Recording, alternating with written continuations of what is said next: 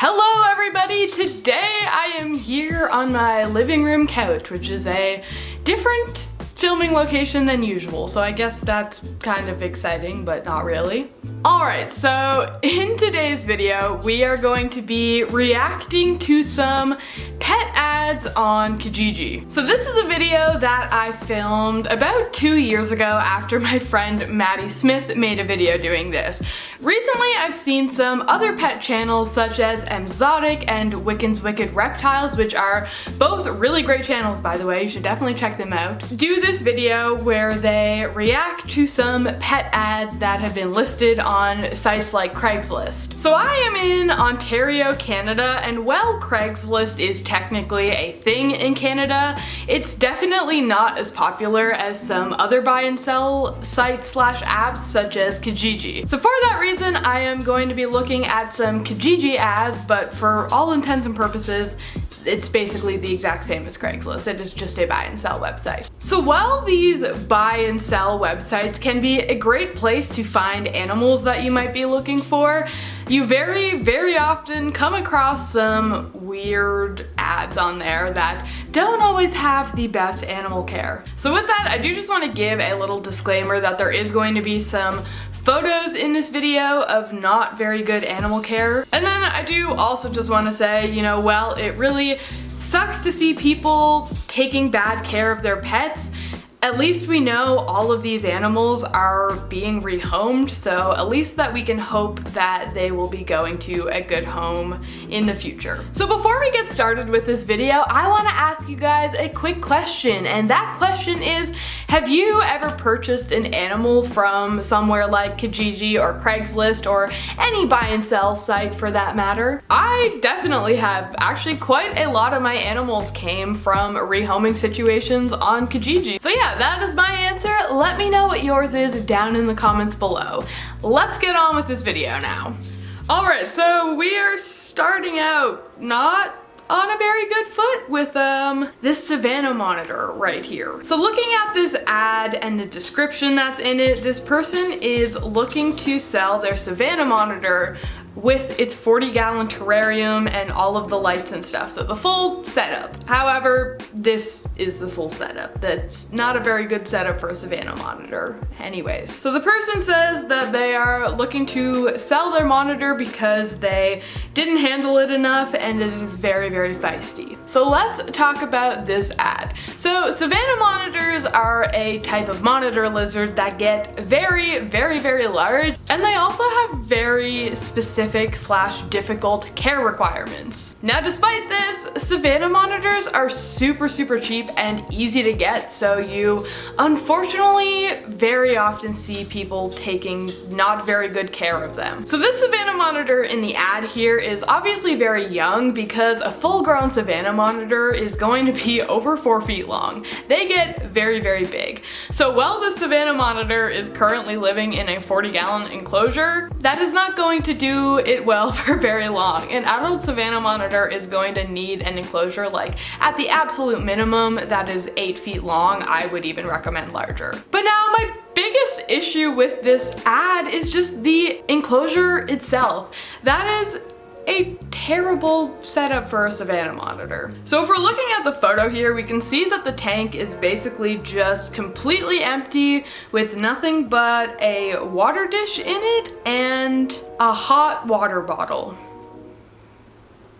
Why would you put a hot water bottle in a reptile enclosure? Please just buy the correct heating stuff. Don't use random DIY methods for your animals. Please just buy proper heat lamps and heat pads and things like that. You know, things that are actually meant for reptiles. Now it does also say that it comes with a heat lamp, so at least this hot water bottle isn't his only heat source, but just like, why? Why would you do that? Your lizard doesn't need a hot water bottle. So not only does this setup just have some weird things in it, but it's also just lacking everything the animal needs. Savannah monitors are burrowing animals, so they need a deep substrate bed to burrow in. An adult Savannah monitor needs at least 2 feet of substrate. You know, even a juvenile should have like at least 12 inches to burrow in.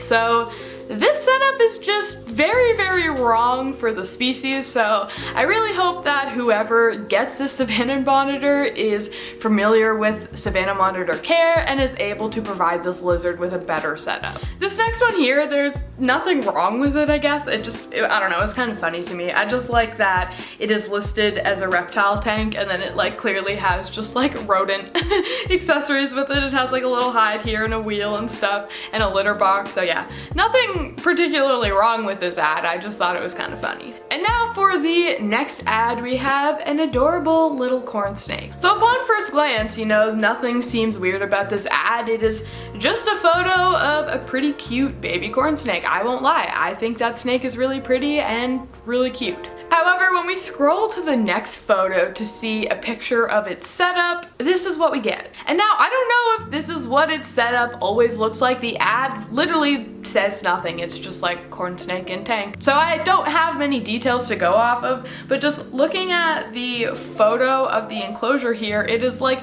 just a big empty tank with nothing but wood shavings in it. There's no hides, I don't see any heating, no water bowl or anything, so like, I really don't know. I hope that this isn't where the corn snake is living all the time. Like, hopefully they just took out the decor and water bowls and stuff for the photo, but like, if this is just where the corn snake is living, that is not very good. Corn snakes need enrichment, they need hides, you know, they need a heat source, they need water, they need a lot more than just an empty glass tank with wood shavings. So this ad here is just titled Bunny and Cage. And here we have a photo of a rabbit that looks like it's in some sort of like dog crate style enclosure. But then we swipe to the next photo and I just don't really know what is going on here. Like, what? Who thinks that this is an appropriate rabbit cage, you know? Like, even if you just don't know much about rabbits, I feel like you can pretty easily look at this and just know that it's wrong. Rabbits are animals that spend most of their time on the ground. They need space to run, they need space to hop. They do not need a whole lot of space to climb. Now, I'm not saying you can't give your rabbits like levels and stuff. If you have like a big pen or room for your rabbit, giving them like different levels to explore can be good enrichment for them, but it shouldn't be done like this. A really good example is 101 Rabbits. I know she has built like shelves that her rabbits can like go on, but they're, you know, built a lot better than this is. They are proper and safe for the rabbits. This enclosure here gives the rabbit absolutely no room to move. Like, all of the height that it has is completely useless when it doesn't have floor space. Rabbits need a lot more floor space than what this pen provides. Like, it looks like the rabbit can, you know, just barely move from side to side in this enclosure. So while this rabbit does have the opportunity to like hop up a few things, it has no room to run, it has no room to like hop side to side, you know, it just can't do any of that. Another issue I noticed with this rabbit enclosure is the hay feeder. This hay feeder is so tiny and it's not really in the right place. Ideally, you want to put your rabbit's hay feeder like right in front of their litter box. Just the way that rabbits' digestive tracts work, they often poop while they're eating. It does seem kind of gross, but that's just how rabbits are, so having their hay in front of their litter box is typically what is recommended. Location of this hay feeder aside though, it is also just so small. Rabbits eat a lot of hay and they should be given like just unlimited hay at all times. That little amount of hay might last a rabbit like a couple hours, so unless you're stopping by and refilling that just like 10 times a day, that is not adequate food for a rabbit. They need a lot more hay than this and also other stuff, but right now we're just talking about the hay. So yeah, this rabbit enclosure here is very strange, so I really hope that whoever adopts this rabbit knows that they need a lot more floor space than they do height. So this ad, I don't have a lot to say about it because it really doesn't give any details and there's like only one photo, but this is the photo right here. So this is an ad for a red ear slider turtle in The ad's words, a cute, playful baby red ear slider turtle in beautiful London for $100. Now, where there is only one photo attached, I obviously can't really see the tank that the turtle's living in, but right away I noticed that the turtle is in what looks to be a glass bowl, because you can see the curvature on the glass here. And you know, I can pretty confidently say this turtle is in a glass bowl. While I can't see the whole bowl, I don't need to be able to see it to tell you that turtles do not belong in fish bowls. I mean, fish don't even belong in fish bowls, but like turtles especially do not belong in fish bowls. Red ear sliders get massive. They need like 100 gallons of water. Obviously, as a baby, you can keep it in a smaller environment, but at no point can you keep them in a bowl.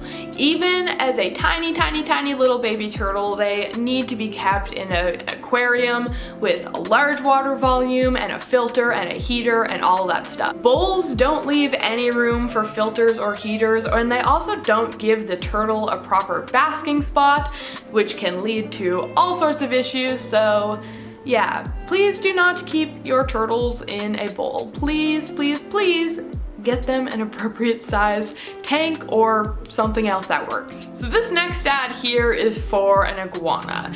And now iguanas have been one of those animals that have existed in the pet trade for quite a while and are just almost always taken very bad care of. Iguanas very, very rarely get the proper care that they need in captivity, because caring for an iguana in captivity is extremely difficult. Iguanas get very, very, very large. They're not normally the nicest animals to deal with. The only lasting scar I have from any animal I have touched in my entire life is from an iguana. So unfortunately, almost every time I see an iguana for sale or being rehomed, it is never receiving the proper care, which is really, really unfortunate. So this iguana here doesn't appear to be overly large, but if we just look at it, it does not look healthy. Now this photo isn't very good quality, it's kind of blurry, so I really can't see the lizard in detail, but just